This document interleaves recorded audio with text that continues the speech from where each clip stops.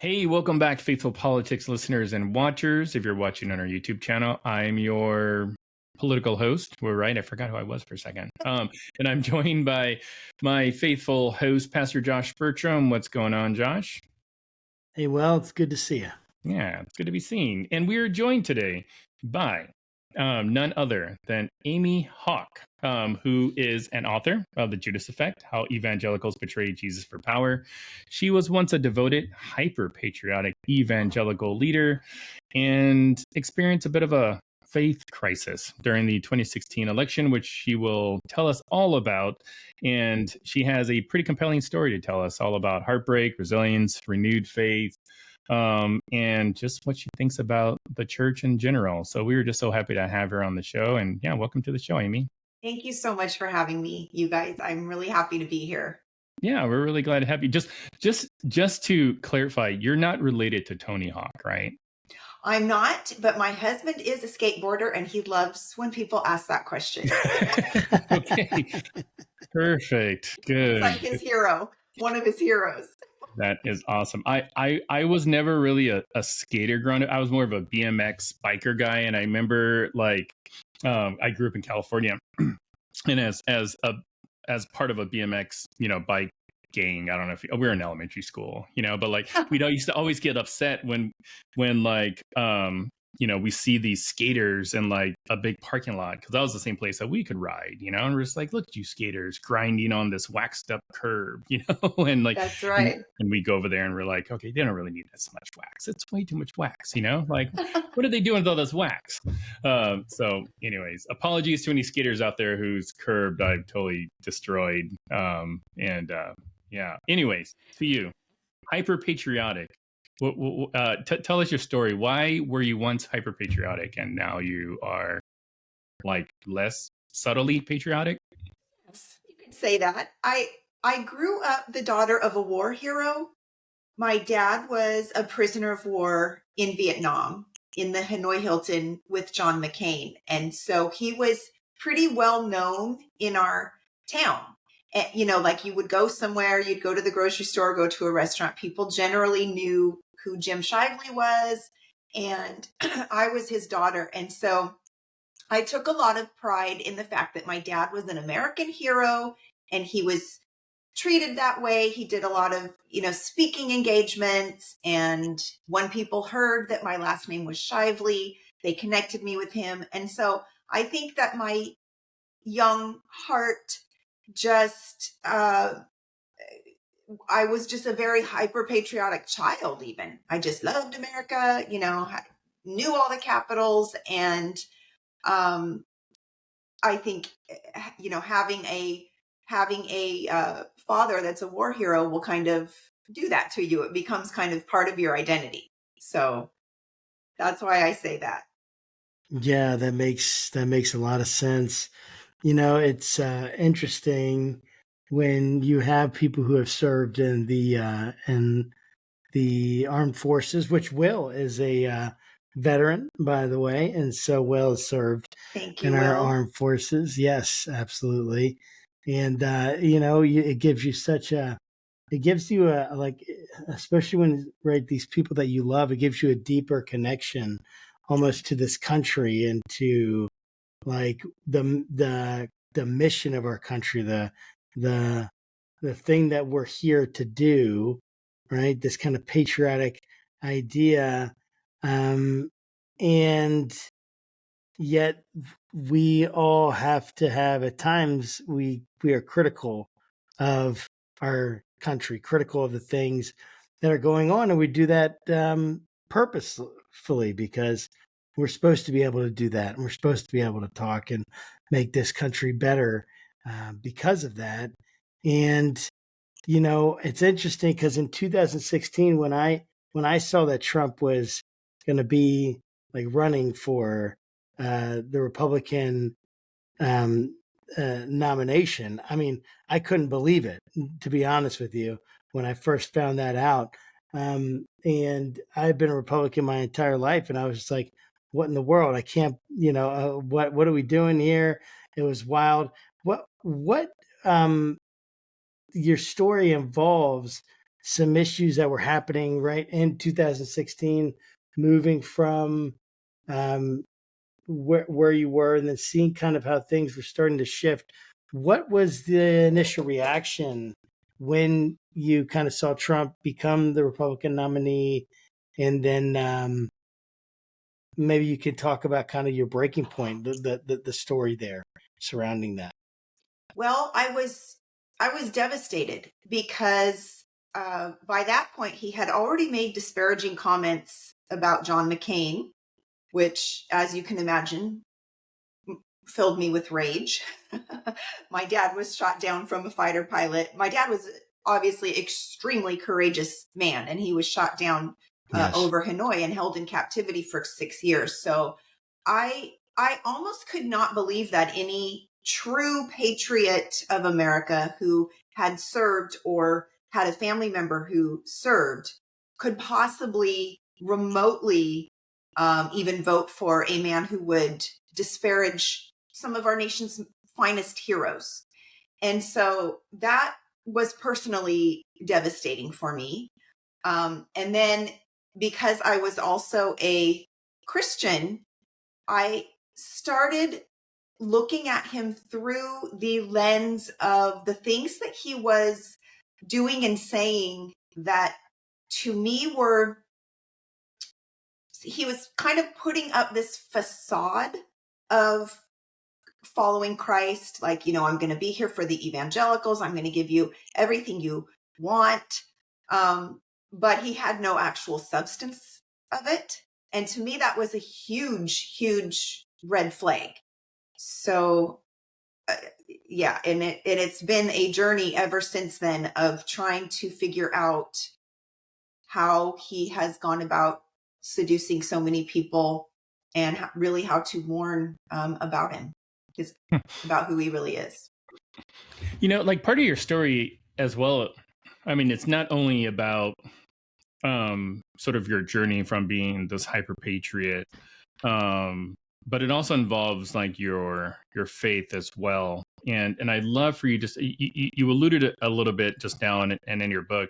I'd love for you just to kind of just talk to us about your faith journey, you know, starting from whenever, you know, if you grew up in the church or whatnot, you know, the things that you're kind of taught to believe about Jesus and the Bible, and then how your beliefs intersected with how you felt about, you know, Trump, who garnered like 80% of the evangelical vote in 2016.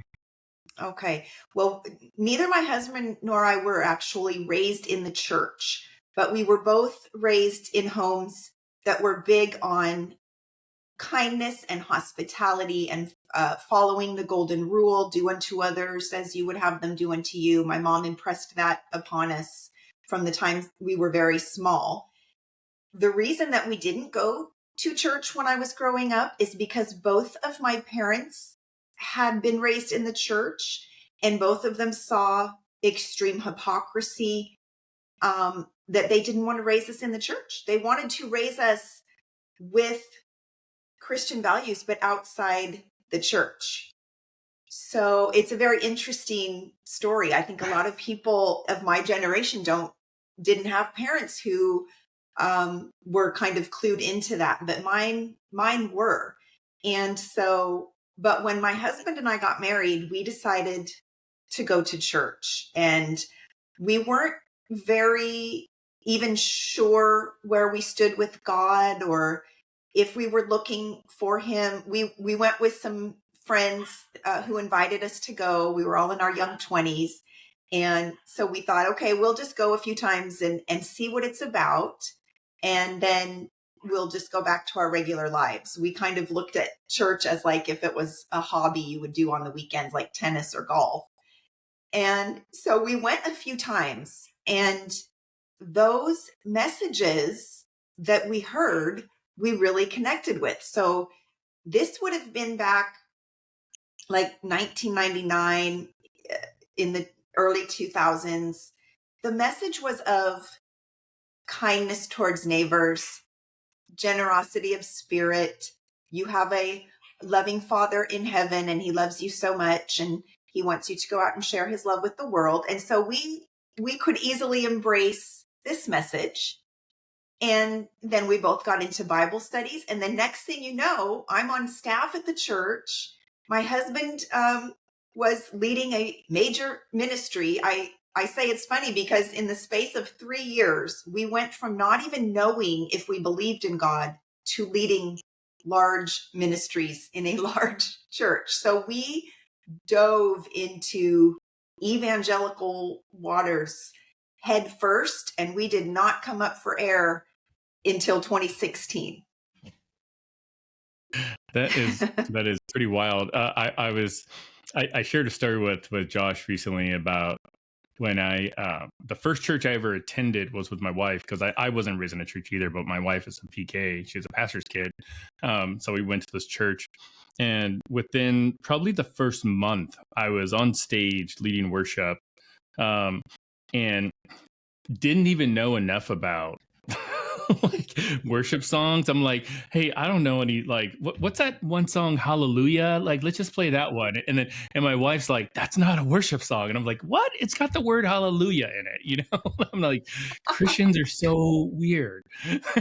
So I feel you. I totally feel you on this. But where were you living at the time, and what church were you going to?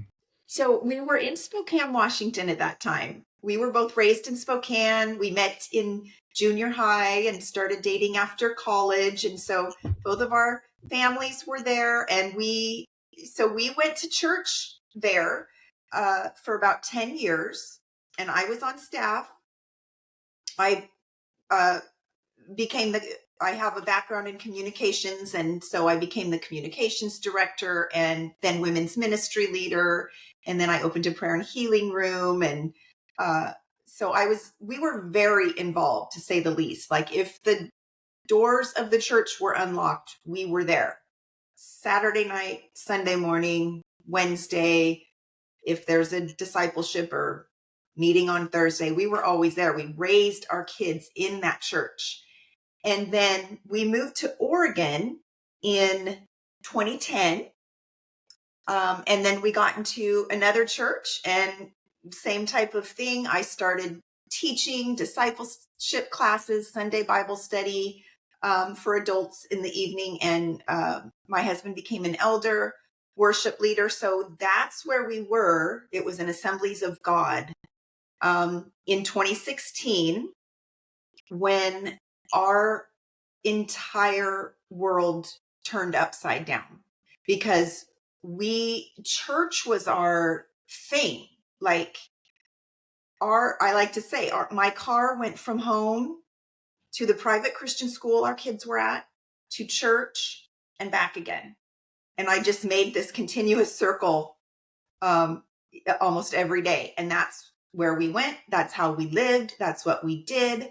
When we moved here, we didn't know anybody. So the church was our family now and our friends.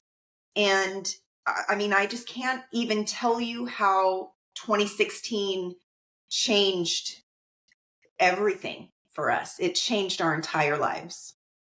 So walk me through that a little bit, because, right, so you see that Donald Trump, he's the nominee, and you start noticing Christians and the way that they're talking about Donald Trump, even the way he's positioning himself. In one of the chapters you talk about is this sense of like Trump's being like a false messiah. So work through some of this.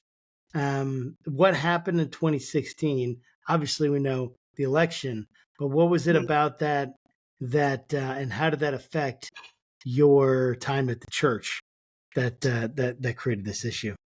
Well, so even in 2015, like leading up to the election, I was already having a lot of tension and anxiety in my spirit whenever I saw Donald Trump and the way that he spoke and presented himself so arrogantly and boastfully, saying that he was here to save us. I was already getting a lot of, red flags.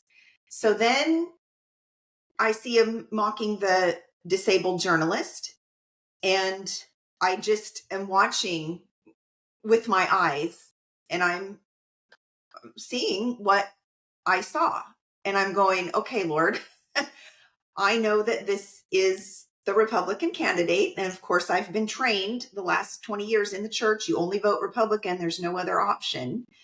And so at this time, I started crying out to the Lord. I mean, that's how anxious I was about all of this. And it's always been my practice to read the scriptures and to journal with God what I'm thinking and feeling. Well, more and more in my journal, I felt impressed by scriptures about false leaders that I had never seen before, even though I had been studying the Bible for 20 years. All of a sudden, these scriptures are like lifting themselves off the page. And I'm just like, I don't even think I want to see this, but this is what I'm seeing in scripture. This is what I'm seeing and hearing in real life.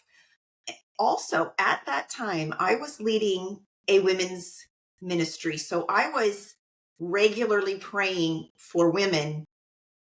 Many women who come for prayer have been hurt. They've been assaulted or molested. They've got some kind of background of abuse. And this is what they need prayer for. And so I have prayed for so many women over those years. And when I lay hands on a woman, I try to listen to the Lord for his words for her, because she doesn't need to hear from me. She needs comfort and healing from the healer who can heal the brokenhearted. And so I'm always very quiet. I want to really impart his words, his comfort, his attitude toward her. So I know the Lord's voice for women. I know his voice for women. I've heard his voice for women. And when I heard Donald Trump's voice on that Access Hollywood tape, I heard the enemy's voice for women. I heard somebody who's so proud, so boastful, so arrogant, so greedy, so lustful that he thinks that he can take what isn't his. And I know how God feels about that because I've prayed to him enough. I know how he feels. So I had a lot of righteous anger in my spirit when I heard that Access Hollywood tape. And I just went upstairs and I said, okay, Lord, this is it. Like, I'm not voting for him. I just told the Lord, I'm sorry. I know he's the Republican. I will not vote for him because I know what hell sounds like. And that was it. And I threw open my Bible to the book of Jude. I never read the book of Jude. I had no idea what Jude was about even. But somehow I just felt impressed to read the book of Jude. And I had just gotten a message version of my Bible for Christmas. And so I had this message version and I opened it up. And the book of Jude is about dangerous, false men infiltrating the church for their own benefit, for their own glory, grabbing anything they can get their hands on. These are the words of in the Message translation. And I knew right then, this is what the Lord is telling me. And I just knew he's grabbing anything he can get his hands on. And if that means partnering with the evangelical church, that's what he's going to do to elevate himself. He is feasting without reverence for God with God's people so that they will elevate him. And that's when I realized God was saying, all of this journaling you've been doing with me is actually a book. And so there's a chapter called Grabbing Anything. Yeah, and I want to talk about that. Like, so the title, the Judas Effect.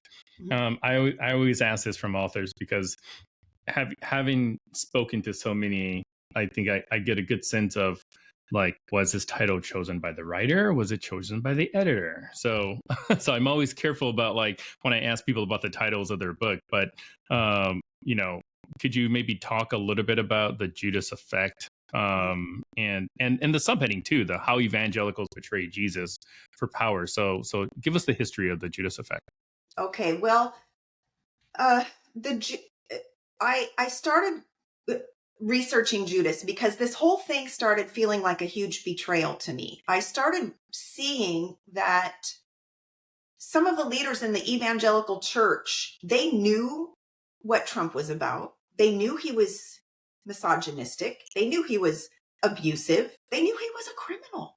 I mean, it takes a very easy Google search to find out how he has treated his business partners and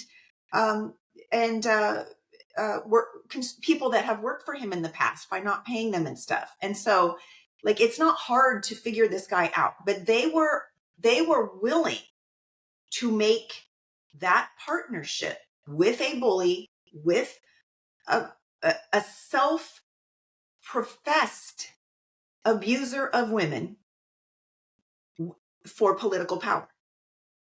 And I started realizing that political power, really the root of that, you can make it sound as good as you want to. Oh, we're going to bring God to America. The root of that is greed. The root of that idol worship of wanting power and control over America, it's greed. It's Judas. And so then I started researching more about Judas, and I'm realizing Judas hung out with Jesus. He hung out with the disciples. He did what Jesus presumably told him to do. But his heart was defiled by his own greed. And that is what caused him to betray the values and the integrity and the dignity of the Christ that he was claiming to follow. And that is exactly what I believe the church has done. I believe that they have amassed political power for themselves, hiding behind God to do this, pretending that this is what God wants.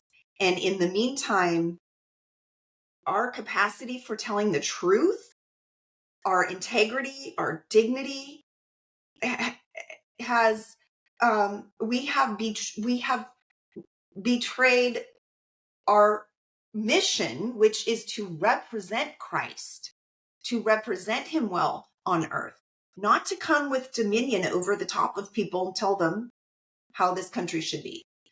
That's not Jesus. That's an idol. That's a power grab. So that's why I named it the Judas Effect, how evangelicals betrayed Jesus for power. And I think this has been going for a long time. And it's continuing to this day. I think some people are starting to connect the dots here.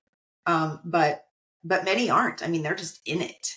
They're just in it. Well, absolutely. Yeah, there's no doubt. We've done a lot of work on Christian nationalism on this show. We've done a lot of work looking at things like the Seven Mountain Mandate, and the New Apostolic Reformation, and things that get connected with kind of this sense of this Christian nationalist agenda, which the idea is that we want America to be Christian, not people in America to be Christian, in the sense that we want people to know Jesus, which, Will and I are huge fans of Jesus and people knowing Jesus, but it's about we want a particular Christian culture, and we want everyone to be forced essentially to be a part of that culture, or to look like that culture and represent that culture and mirror that culture. And so we've done a lot of work trying to work through that. And I'm curious, when you started to, like, when you went through this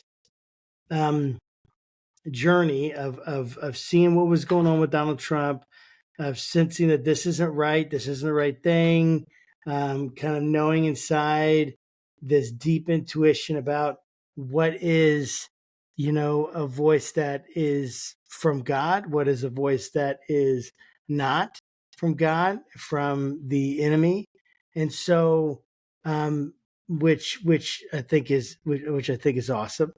And so the question that I have is like, when you started to notice that, what happened in the church itself, or even among like different evangelicals in your circles? How did that get, like, how was that received by the people around you? Not well. Not well.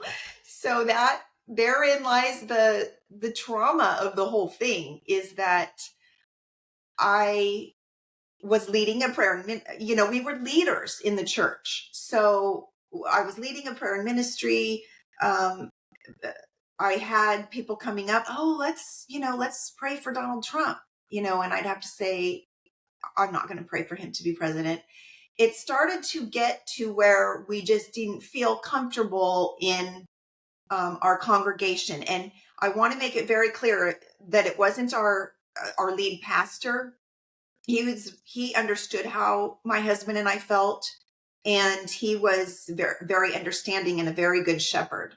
But when I started looking up the chain of authority in the Assemblies of God, at some of the statements that they were making, I became very uncomfortable that, if there are leaders in positions of authority that are pushing him forward and enabling and defending and celebrating and pushing their sheep toward him, essentially, we can't be part of that, because that we can't be under that type of authority. So I had a blog at that time. I'm a writer. I had a book come out previous to this, and so people were used to seeing my writings. Well, I started being more and more vocal about how uncomfortable we felt with the Trumpism that was coming into the church. And I started realizing it's not just Assemblies of God. This is a evangelical thing. And so we had to make the very hard and difficult decision to step out of white evangelicalism, because we started sensing that there was a contamination in the waters.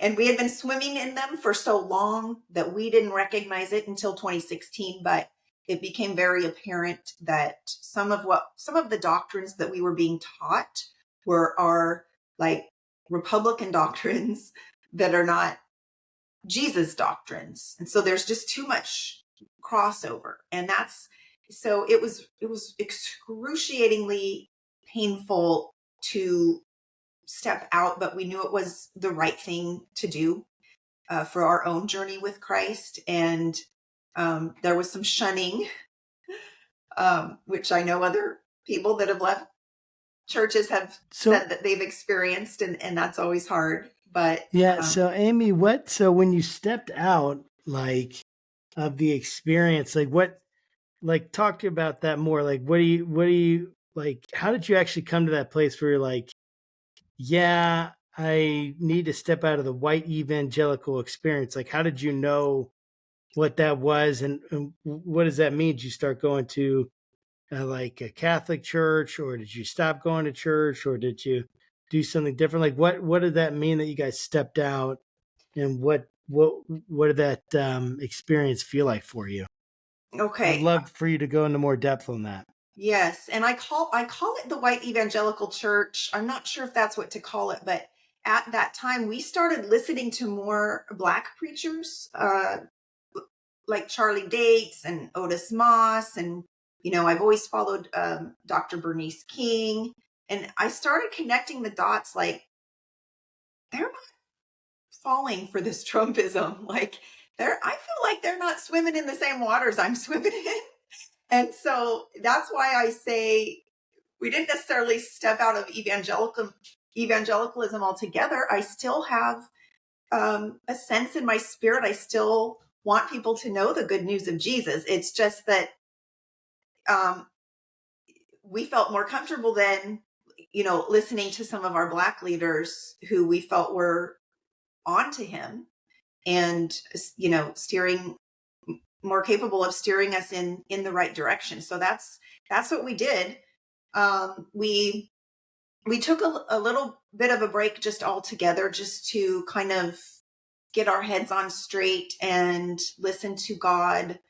And it happened to be 2020, I think, by the time we actually did it. So it made sense to take a break from going to church for a while. And then now we do a little home church. We love it. We take communion with friends. We celebrate God with friends. We feel very happy. We didn't leave Jesus behind, and he didn't let go of us for 1 second. We just switched venues. That's really cool. And just to clarify about like the white evangelical thing, because I just wrote a Substack about this recently, about why that term resonates differently with different groups, and it's my belief that white evangelicals, just as a voting bloc, have very predictable patterns like Right. that show up in the data, whether you're looking at Barna Group or PRI or Pew. Like this voting bloc typically will feel a certain way about Trump and about certain of his actions, so sometimes when people hear the term white evangelical, they're just like, well, why are you singling us out? Mm-hmm. Like it's because like this particular group, not everybody, but this particular group as a whole generally votes a certain way, and that's of interest to a lot of different people. What I wanted to ask you was, so you reach this point in your spiritual walk, your political walk, you're like, wait a minute, like things aren't like I thought they should be or are, or we're all Christians, but we're not all acting like Christians, and then you kind of start putting the pieces together, and you're, for the lack of a better word, like you become woke all of a sudden, Right. because to some degree you're like, wait a minute, like this has been here all along, and like all of a sudden, like I realized, like, what the heck, Mm-hmm. like I'm curious, like what did you do, or whose I don't know, works did you pursue to try to better understand kind of the moment that you're in? Because having done this podcast for 5 years, we've spoken to a lot of different really, really phenomenal experts in this field. So I'm just kind of curious. I'm like, who did you go to kind of learn more about what's happening around you? Mm-hmm. Well, to tell you the truth, I started reading Martin Luther King's speeches because I have always considered him prophetic and hearing from God. And so I started kind of connecting the dots with, what I think that he saw was a community of people claiming the name of God and Jesus, who liked the name more than the substance of Christianity. They like the name of Christianity, the mascot of it, the label of it, more than the actual substance of it. And so that was profound to me, because I felt like, okay, this is what we're seeing. It's kind of like playing out over again in a different way, because what I heard the message of white evangelicals, how it transpired was, when we first entered the church, the message was goodwill toward men. Go out and bring goodwill toward men. Glad tidings, kindness, love, compassion, generosity, grace, healing, comfort, whatever you can offer. By 2016, the overwhelming message was, it's us versus them. Doesn't matter how we get it. We're going to call them names.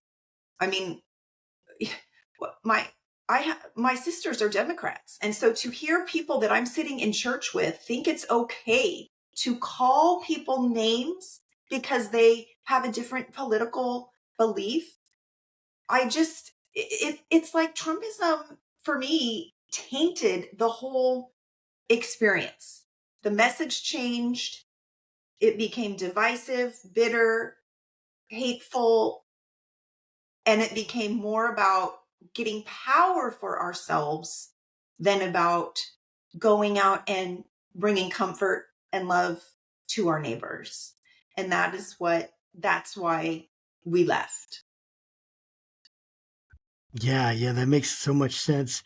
It's interesting. One of the things that you do that we've heard people come on and talk about this on the podcast before is this idea of a cult following behind Trump. And almost like there's this like that evangelicals have been put under a spell. I would love for you to talk about that a little bit more, thinking about evangelicals as a cult following Trump. What's going on there? Why did you make that comparison? Help us work through that from your perspective. Well, when I started writing the book, of course, I started studying. I did some more research on Donald Trump, and I read some books on him that his niece wrote, and that some Pulitzer Prize winning reporters wrote from the Washington Post. And I could see this for myself anyway, but he has all the attributes of a cult leader. Those aren't hidden. The boastfulness, the charisma, the use of words over and over, like certain words and phrases over and over, telling people which news outlets they can watch or listen to and which ones they can't. That's a huge cult thing. Bullying and abusing people that aren't loyalists to him. Instead of taking information in wisely, he's just not able to do that. He's too arrogant. So it's all about him. It's all about surrounding himself with loyalists. And that this has been clear since 2015 and even before. And so I started realizing that this is the same as if you would look to any cult leader. This is how they do it. This is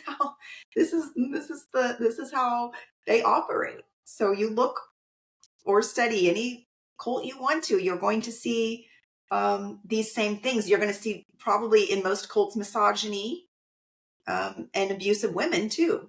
So then I started realizing in the scriptures that there is when it's talking about a false leader, which now I see cult leaders as false leaders because they've been elevated into a leadership position, but not by God, because they have a self-elevating spirit. That's what makes them false. That's what makes them counterfeit. So I started recognizing that they have powers of seduction. So you see this in the book of Jude, that it says when these men come in, they are going to enchant you with bombastic speeches. Enchant you with bombastic speeches. Galatians 3:1 says Paul is crying out to the church at Galatia, who has bewitched you? And this is in the context of men coming in and giving them a false leader. We see this with Simon the sorcerer. We see him hiding behind God, but he's doing sorcery and magic. And then we see in the book of Revelation. So there are several places in the Bible, and I talk about these in my book, where some false leaders gain so much authority and power because they know these techniques. And that's Trump. So I do believe, and then in 2 Corinthians 11, it says that Paul is warning them that, he's worried that they are going to be led astray from their pure devotion to Christ by a false leader with a false gospel, false agenda. So like it's all in there. And I think to myself, if all of those verses there's more than 100 verses in the New Testament about this stuff. If all of them weren't written for today with what we're seeing right now, I don't know why God bothered to put them in there. Like, seriously, that every single thing that the Lord warned us about pertaining to a false leader is playing out right in front of us, but some of us don't want to see it because it inconveniences our politics. So far you've talked about your faith journey, how that kind of all was affected kind of with Trump coming into the political arena. But I'm curious about your political journey. Based on what you've said, I'm just going to make a broad assumption that you were probably raised conservative or something along those lines. Trump has ran for president the last 3 elections. So if you're a Republican, and I know this because I talk to Josh all the time because he's a Republican too, you're looking at the ticket and you're like, I don't know who to vote for, because I'm definitely not going to vote for the Democrat, because I want to at least maintain somewhat of my dignity. I'm speaking as a Republican. So like, how has this experience kind of shaped how you think about politics, partisanship, and so on? Well, I mean, I was very Republican. I voted for John McCain, voted for Mitt Romney. Those libs, you mean? What? Yeah. Those libs. It's so funny because you say that, and I mean, that they to me are representative of what the Republican Party used to be. I think Trump has contaminated it. So yes, I was very, very conservative Republican. Let's just say I'm independent now. I can't, let me just say this. I could not vote for Donald Trump because I think that the type of person that he is actually not just politically dangerous, but I believe that he's spiritually dangerous. I believe that there are some who have made a connection with him and it has led them into spiritual captivity. I think he's an idol. I think that he's very spiritually dangerous. He does have the powers of seduction. So I can't vote for him, obviously. I've had some change of heart on some issues because I think that Jesus would rather meet a person in their freedom and help walk them through certain things than to slam them over the head with a Bible. I just don't think that's the way he operates. And that's what we're seeing now. It's going to backfire. Like, this is not winning a harvest for Christ. This is leading people away from Christ in the name of God. I think if we allow people their freedom like Jesus does, Galatians 5:1, it is for freedom that God has set us free. Why don't we then depend on Jesus to show up where he's needed, bring the healing that's needed, if the church was doing their job, being a compassionate voice to the world, instead of slamming them over the head with the Bible, maybe we wouldn't be in this problem. But I take this personally. Like, I'm not scared of people and their freedoms. Let's just put it like that. I'm scared of a man who comes along and puts his name on a Bible and tells people to follow him, and then they lose track of Jesus. Yeah, I mean, I completely understand that. And probably a lot of what, you're thinking and feeling, I have a lot of empathy for. There's probably a lot of overlap, is my guess, on how we feel about the current administration, on how we feel about how people have, it seems like they've, taken Trump and made him God's leader, and almost put this like messiahification. I don't know if that's not a word, And I'm going to make that word. I declared a word now. I think there's already a word called deification. Oh, yeah. There you Messiahification, deification. Yeah. I'm going to manifest that word, Will, right now in this new year. I guess we're already 5 months in. But everyone we want the divine on our side because we want, power and we want control. And I don't think that Christians, unfortunately, aren't any different.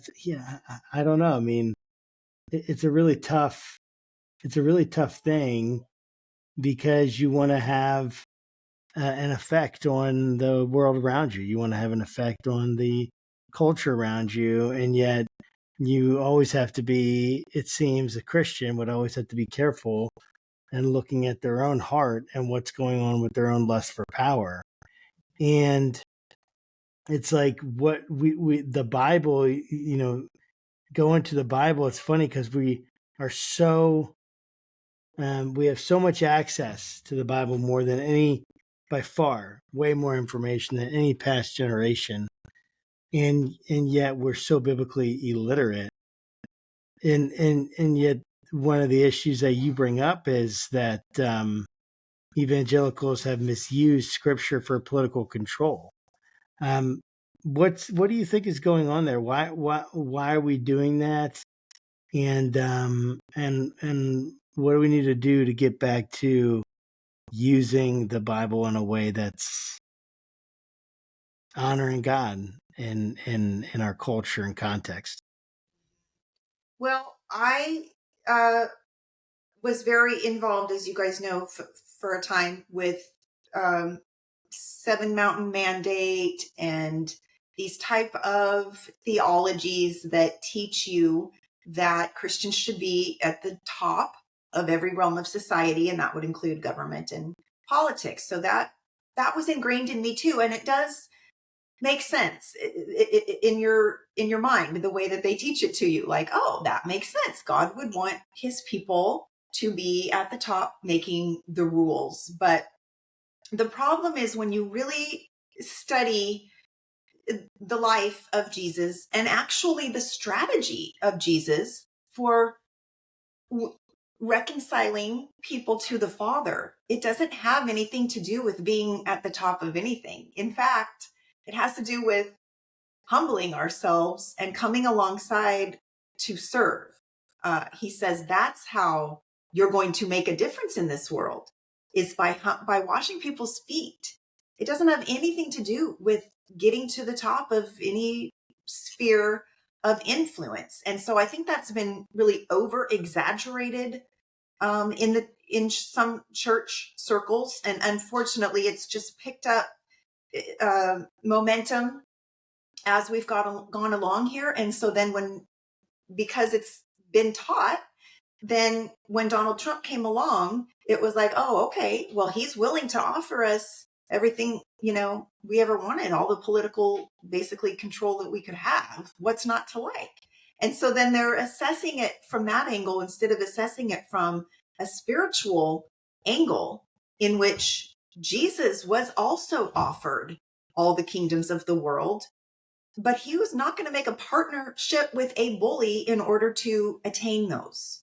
So I think part of it's just really just asking Jesus to give us his heartbeat for the world and see what he says.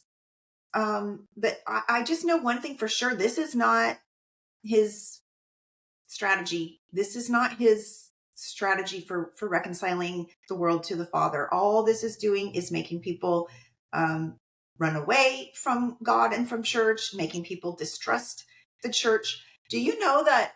Yeah, that's right. Since my book came out and I started, the YouTube, and I do video teachings on this and stuff, people tell me all the time, thank you for telling the truth. You're making me want to open my Bible again, because they can see the hypocrisy, especially some of the younger generation that's been raised in the church. They're like, we can see this hypocrisy. We don't trust our parents anymore. We're leaving the church. This is this is wrong. Look at what he's doing and saying about immigrants and these programs that he's cutting, for people that are most in need. It's the exact opposite of what Jesus wants. He's just hiding behind the name of God to do all of this. And, the younger people are onto him. So I think if the church were to stand up and say the truth and just denounce him altogether, and we could have a fresh start going forward with the gospel. But right now, how can we be trusted with the gospel, this most sacred message, when we're holding hands with a bully, abuser, misogynist, criminal? How can anybody trust the message that we have? That's the problem with it. Yeah, it's so true. And I'm really glad that you brought up this like community that you're finding, because I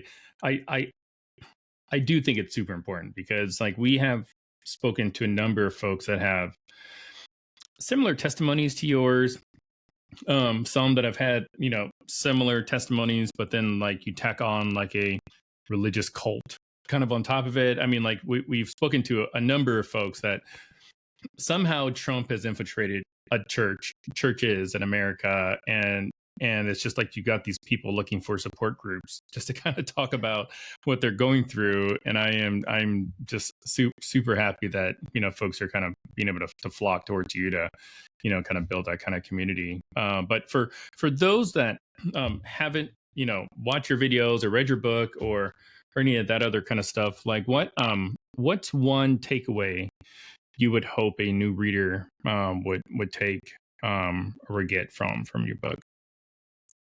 You're not alone. You're not going crazy. You are seeing things accurately. It is a cult. He is dangerous. You're not alone. There are more of us than you think that see the truth, and God is bringing us together for such a time as this. Well, thank you so much, Amy, for just your time, your presence, your words, your advocacy. The stuff that you're doing right now is really, really important. I don't know if I can say that enough, because for me, I'm a Democrat. I'm a Christian. I'm naturally like doomed by most of the religious right. they look at a person like me and they're just like, you're a heathen. So, but for conservatives that are Christians that aren't like Trump sycophants, my heart does go out to you all, because like that's an identity that you're trying to work through, that you've been told your whole life that has to vote, look, behave, act a certain way. And now you're like, wait a minute, like, but the thing that you want me to act, behave, and believe is being told to you by this guy who's been like divorced 3 times or something. So I totally get it, and I'm super thankful for just everything that you've done. So thank you so much for having me. Yes, thank you. Where can people buy your book? Is there a preferred place that you would want them to purchase it? Well, I mean, it's everywhere, but I know these days people are trying to shop at the local family-owned stores more than on Amazon or Walmart or anything. So if you go to my website, there is a link for a small local bookstore, and they have signed copies there. So it's available that way. And then, I'm on YouTube. What's your website? amyhawk.com. Awesome. Yes. And then I kind of love how you called it a support group, because that was not my intention when I put the book out. But that's something that I feel like God has kind of built as it came out. And I threw a couple videos out there just to let people know the book was there. Then people were drawn to those, and now that's kind of what it feels like on my YouTube or even TikTok or Instagram. So I'm all the places, and yes, would love to see you there. I do little Bible studies pretty much every day, 2 or 3 minute Bible studies every day pertaining to scriptures that are relevant to what's happening right now. That's really, really cool. Well, thank you again. And thank you to our audience for tuning in. Make sure you like and subscribe and do all that fun stuff. And yeah, thanks for stopping by. And as always, keep your conversations not right or left, but up. And we'll see you next time. Take care. Bye. Bye. Thank you.